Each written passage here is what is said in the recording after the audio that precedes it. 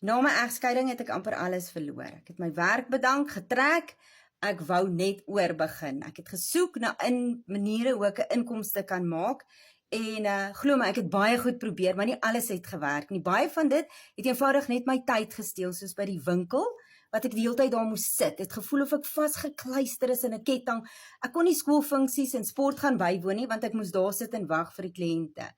Ek het geweet daar moet beter maniere wees om inkomste te maak en nog steeds die funksies te kan bywoon en nog steeds my vryheid te kan hê sonder om vasgekluister te sit aan een plek. Ek het dit gekry, maniere om aanlyn inkomste te maak.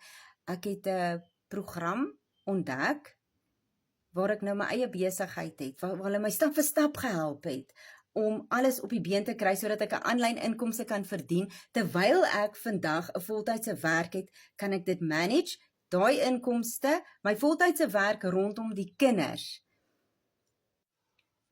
As jy op soek is na iets wat nie al jou tyd vat nie, maar waar jy 'n tweede en 'n ekstra inkomste kan genereer, rondom jou gesin, rondom jou familie, rondom daai werk, ek het die oplossing vir jou. Sit vir my die woord oplossing en ek deel hierdie stap vir stap met jou, hoe jy ook 'n aanlyn inkomste kan verdien, sonder om jou werkprys te gee en nog steeds daai funksies te kan by.